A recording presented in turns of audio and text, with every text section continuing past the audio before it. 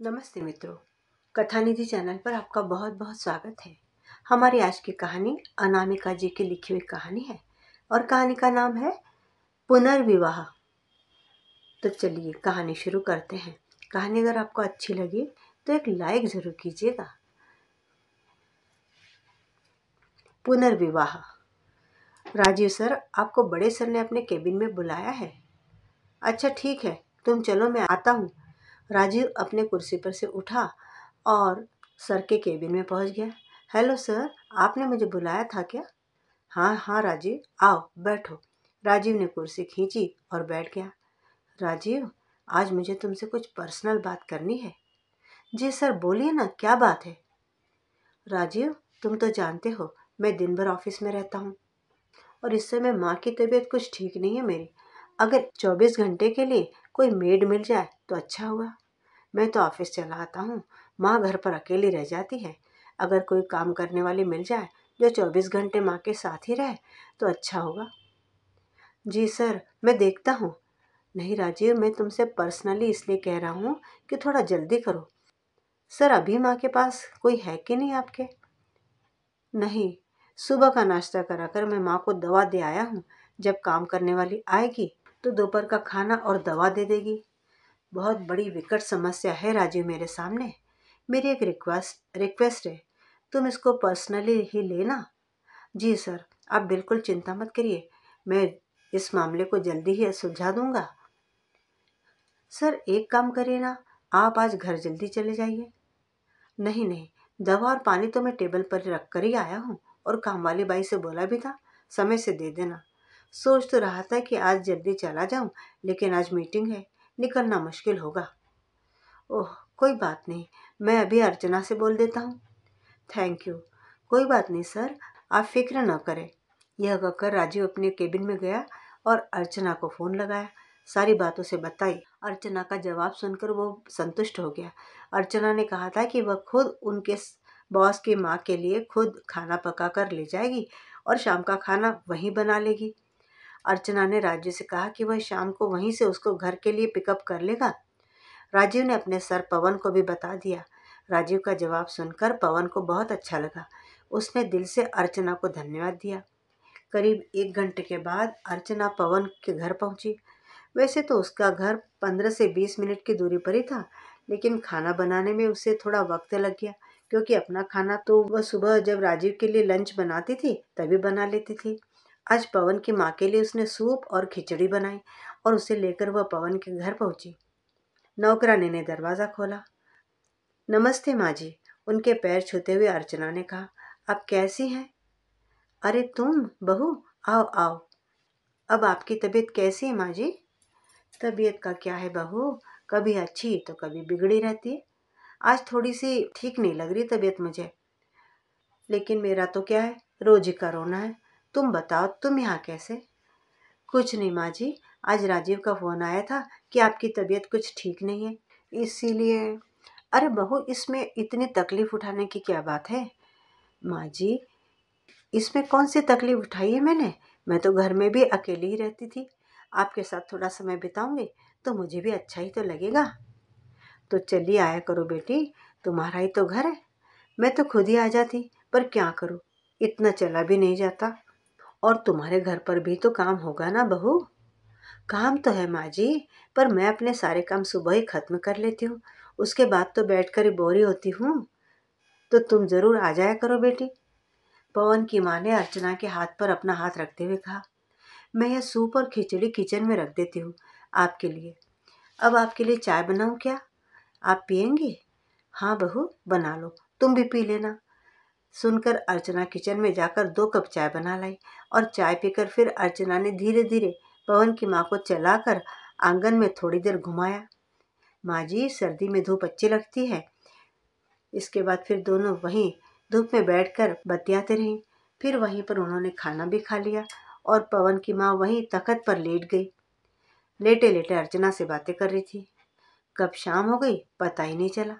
शाम को सर्द हवा चलने लगी, इस वजह से अर्चना ने माँ को हाथ पकड़कर उठाया और अंदर ले गई। फिर शाम की चाय बनाई।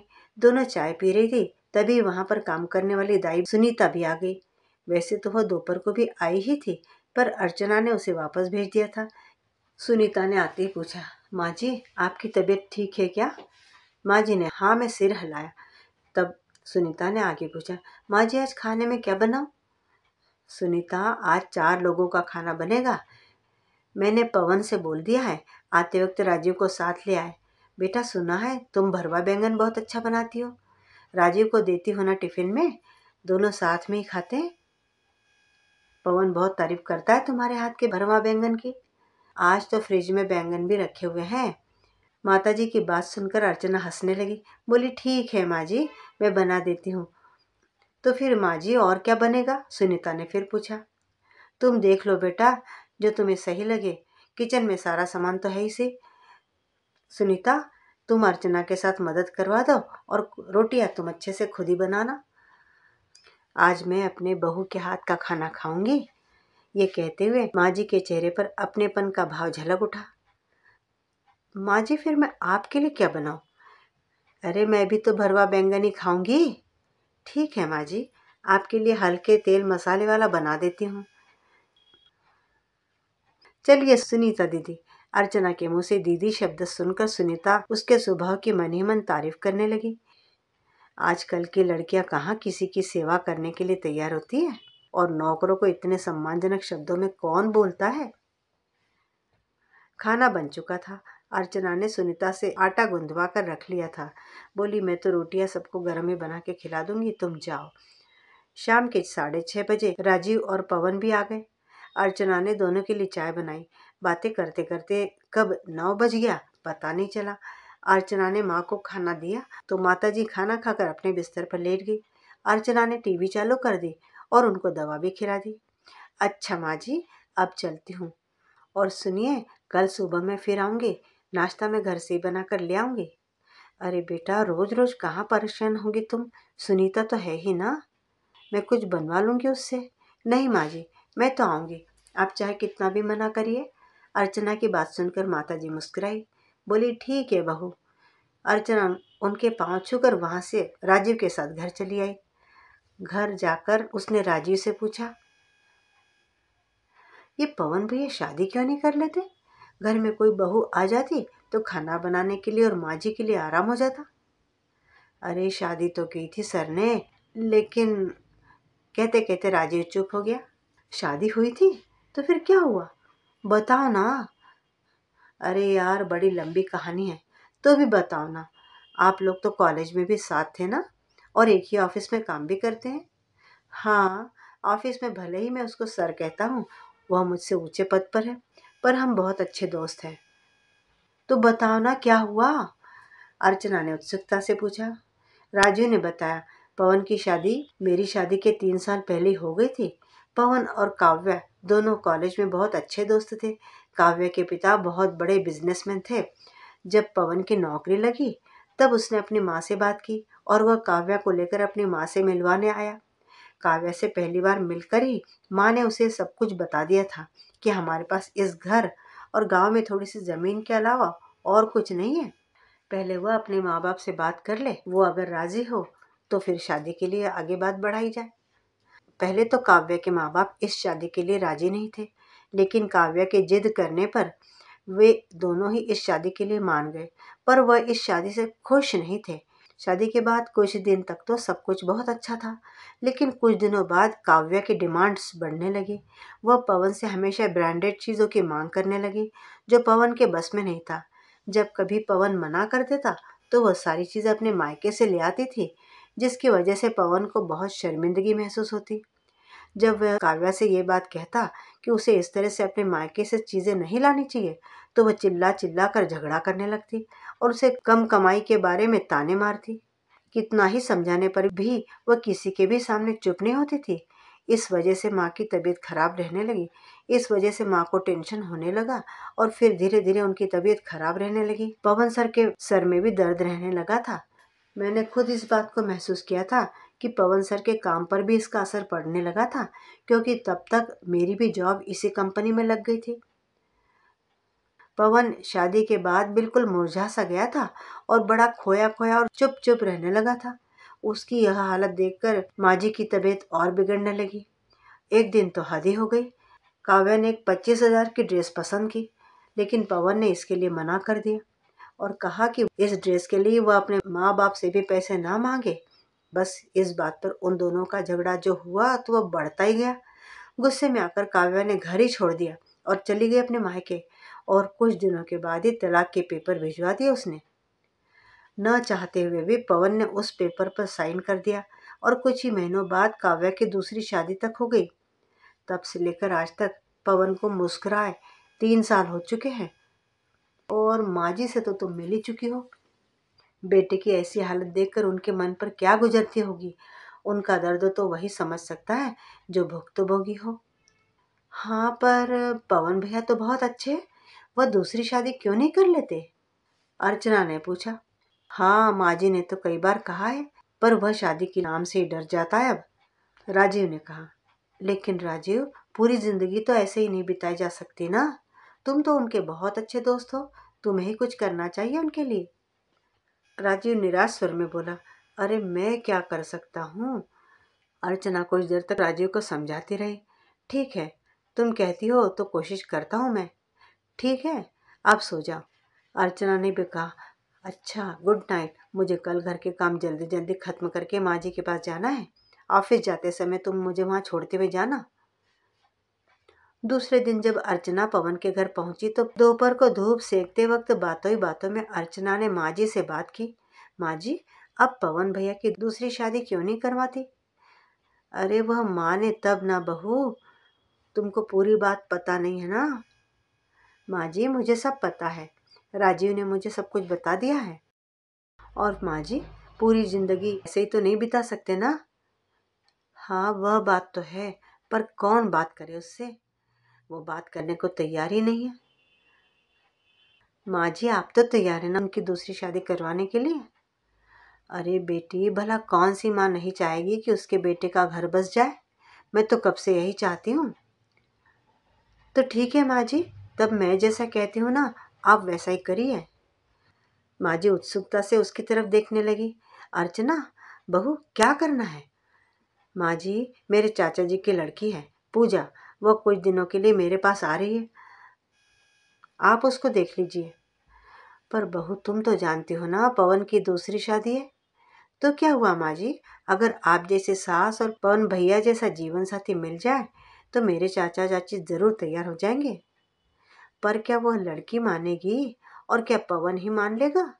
हाँ माँ जी, उन्हें आने तो दीजिए। बस मैं जैसा कह रही हूँ ना, आप ऐसा ही करिए। उन्हें यह एहसास तो हो कि आपकी तबीयत खराब है और आपकी देखभाल करने के लिए किसी की जरूरत है। आगे का मैं संभाल लूंगी। समझ गई ना? अरे हाँ बहू, बहुत अच्छी तरह से समझ गई हूँ। तुम बहुत खुश रहो बहू। माताजी ने बड़े आश्वस्त भाव से अर्चना की तरफ देखा। 2 दिनों के बाद पूजा जब अर्चना से मिलने अर्चना के घर आई तो अर्चना उसे माँ जी से मिलवाने उनके घर ले गई। पूजा को तो कुछ पता ही नहीं था। अर्चना के चाचा चाची ने उसे पूजा के लिए कोई अच्छा लड़का और घर बार ढूंढने के लिए जिम्मेदारी सौंप दी थी। अर्चना अपनी बहन के लिए अच्छा लड़का ढूंढ रही थी, और माजी और पवन का स्वभाव, जीवन शैली, ये सभी कुछ अर्चना को बहुत अच्छे लगे थे। और उसने मन ही मन सोचा था कि पूजा इस घर में बड़ी खुश रहेगी।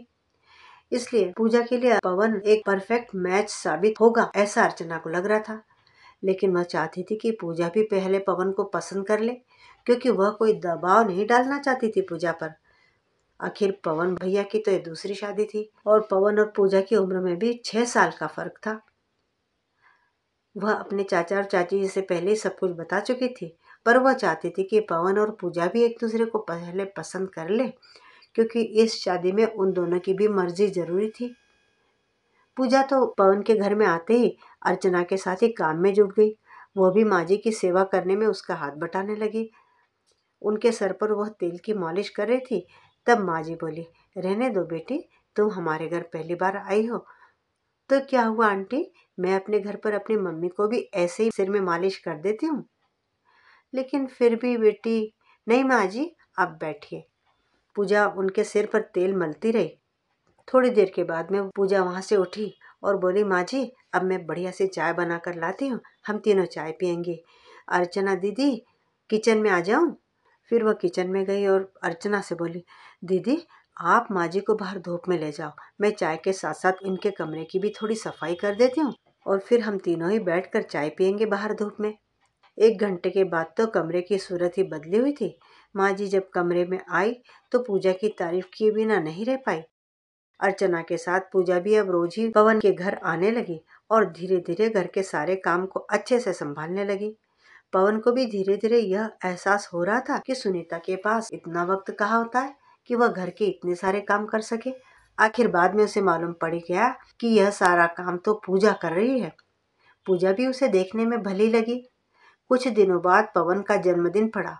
वैसे तो वह अपना जन्मदिन कभी मनाता नहीं था, फिर इधर 3 सालों से तो उसने बिल्कुल जैसे अपने जन्मदिन को भुला ही दिया था। लेकिन माँ के कहने पर उस दिन सत्यनारायण भगवान की कथा रखी गई। पूजा और अर्चना ने मिलकर रसोई का जिम्मा उठाया हुआ था। पिछले 3 साल से तो यह सब बंद ही हो गया था, क्योंकि पवन ने यह सब करने के लिए मना जो कर दिया था। सुबह सुबह वह उठता और माँ के पैर छूता, फिर ऑफिस के लिए चला जाता। लेकिन इस बार अर्चना के कहने पर उसकी माँ ने पूजा रखवाई थी। बड़े ही लगन से सब कुछ तैयारियां चल रही थी। संयोग की बात यह थी कि उस दिन रविवार भी था और पवन घर पर ही था, इसलिए वह कोई बहाना भी नहीं बना पाया। राजीव और पवन बैठकर माँ के साथ बातें कर रहे थे। माँ ने कहा, बेटा अब तू फैसला कर ले। फैसला? किस बात का माँ? अब तो इतना छोटा भी नहीं रहा। माँ अगर तुम फिर से वही बात करोगी तो मैं यहाँ से चला जाऊंगा। बेटा 5 उंगलियां थोड़े ना कभी बराबर होती है। हाँ पवन, मैं पूजा को 2.5 सालों से जानता हूँ। बिल्कुल अर्चना की कॉपी है वह। अपने कपड़ों से नहीं बल्कि अपने व्यवहार से ब्रांडेड है। जिंदगी में जो गुण एक जीवन साथी में होने चाहिए वो सब कुछ पूजा में है, राजीव ने कहा। फिर आगे कहा, लेकिन तुम्हारे ऊपर कोई दबाव नहीं है। हम तुम्हारे लिए कोई दूसरी लड़की भी ढूंढ सकते हैं अगर तुम्हें पूजा पसंद नहीं है। अरे मैंने कब कहा कि मुझे पूजा पसंद नहीं है? वो तो बहुत अच्छी लड़की है। लेकिन क्या वह एक तलाकशुदा आदमी से शादी करने के लिए तैयार हो जाएगी? क्योंकि मेरी तो ये दूसरी शादी होगी। राजीव ने उसकी पीठ थपथपाई। अरे पवन, तलाकशुदा होना कोई गुनाह तो नहीं हो गया? तभी पीछे से आती हुई अर्चना बोली, पवन भैया, तलाकशुदा होना कोई बड़ा गुनाह है क्या? अरे भाभी, क्या आप हमारी बातें सुन रही थी? नहीं नहीं, मेरी आपकी बातें सुनने की कोई मंशा नहीं थी। मैं तो माँ जी से पूछने आई थी कि पूजा कितने बजे शुरू होगी। फिर कहा, पवन भैया, आपने राजीव जी की बात का जवाब नहीं दिया। क्या आपको पूजा अच्छी नहीं लगती क्या? अरे नहीं नहीं, आप तो मेरी बात का गलत मतलब निकाल रही हैं। तो फिर आप ही ठीक मतलब समझाइए ना। जब अर्चना ने ये कहा तो फिर राजीव ने समझाने की बात कही। राजीव ने उसे समझाने के लिए कहा, देखो पवन, मैं सही बात तुमको समझाता हूँ। अगर एक बार ठोकर लग जाए तो इंसान रास्ता चलना तो छोड़ नहीं देता ना। लेकिन पूजा से भी तो पूछो, क्या पूजा तैयार है इस विवाह के लिए? अर्चना पूजा का हाथ पकड़कर वहीं ले आई। बोली, पूजा बताओ तो तुम्हारी मंशा क्या है? पूजा ने शर्माते हुए कहा, दीदी और जीजाजी ने मुझे सब कुछ बता दिया आपके बारे में। इसमें आपकी तो कोई गलती नहीं थी। वैसे तो मैं भी अभी शादी के लिए तैयार नहीं थी, लेकिन अगर आप जैसा जीवन साथी मिले तो मैं अभी शादी कर लूं। माफ कीजिएगा, मैं जरा मुंहफट हूँ। जो दिल में आता है वही बोल देती हूँ। पूजा की बात सुनकर माँ जी भी धीमे धीमे मुस्कुरा रही थी। ये दोनों बहनें बड़ी चतुर है, माँ जी ने राजीव की तरफ देखकर कहा। राजीव ने माँ जी की बात सुनकर कहा, हाँ माँ जी, तभी तो मैं चाहता हूँ कि पूजा आपके घर की बहू बन जाए। उसे भी अच्छा परिवार मिल जाएगा। अब तो कुछ बोलो पवन, माँ जी ने कहा। अरे हाँ पवन, अब तो तुम कुछ बोलो। ठीक है, आपकी बात मुझे जच रही है, पर मेरी एक शर्त है। अभी भी शर्त है तुम्हारी? बोलो क्या है? राजीव ने जब पूछा तो पवन ने कहा, देखो शादी एकदम सीधे साधे तरीके से होगी। मुझे कोई ताम झाम नहीं चाहिए। और ये बात तुम लोगों को पूजा से पूछनी होगी कि उसकी तो ये पहली शादी होगी ना। माँ जी ने अर्चना को आवाज लगाई, अरे अर्चना बहू, जरा इधर तो आना। अर्चना किचन से नैपकिन से हाथ पोंछते हुए उनके पास पहुंच गई। क्या बात है माँ जी? माँ जी ने उसे कहा, अरे वह अंदर अलमारी में मेरा पर्स रखा है, जरा वो तो लाना। अर्चना ने अलमारी में से पर्स निकाल कर माँ जी को दिया। उसमें से एक अंगूठी निकालकर माँ जी ने पूजा को देते हुए कहा, यह शगुन की अंगूठी है बेटा, आज से तुम मेरी बहू हो। माँ जी ने 1001 रुपया पूजा के हाथ में थमाते हुए कहा, पूजा आज का दिन बड़ा शुभ है, आज के दिन मैं तुम्हें अपनी बहू स्वीकार करती हूँ, तुम खुश तो हो ना। पूजा नीचे नजर किए हुए हंसती रही, लजाती रही। इसके बाद 2 महीने के बाद पूजा और पवन की शादी एक सादे से समारोह में संपन्न हो गई। अर्चना के मम्मी पापा और चाचा चाची 1 महीने पहले ही वहां आ गए। पवन और उसकी माँ का स्वभाव अर्चना के मम्मी पापा को बहुत अच्छा लगा। शादी के बाद पूजा ने बहुत अच्छे से पूरा घर संभाल लिया और पवन और माँ जी को किसी चीज की कमी नहीं होने दी। उन्हें किसी तरह की तकलीफ भी न हो, इस बात का वह बहुत ध्यान रखती। पवन की दूसरी शादी कामयाब रही। पवन कभी कभी बैठा हुआ मन में सोचता कि अगर उसने पहले जो निर्णय लिया था कि अब दोबारा कभी शादी नहीं करेगा, अगर वह अपने इस निर्णय पर अडिग रहता तो आज जो उसका सुखद जीवन है, क्या वह उस सुखद जीवन से वंचित न रह जाता। पूजा से शादी करके वह अपनी शादीशुदा जिंदगी में बहुत प्रसन्न है। मित्रों, अभी आप सुन रहे थे कहानी पुनर्विवाह। उम्मीद करती हूँ कि अच्छी लगी होगी। एक लाइक ज़रूर कीजिएगा, अपनी राय भी कमेंट बॉक्स में ज़रूर लिखिएगा और चैनल पर नए हैं तो चैनल को सब्सक्राइब भी ज़रूर कर लीजिएगा। मिलती हूँ एक और अच्छी सी कहानी के साथ। तब तक विदा। आपका दिन शुभ हो।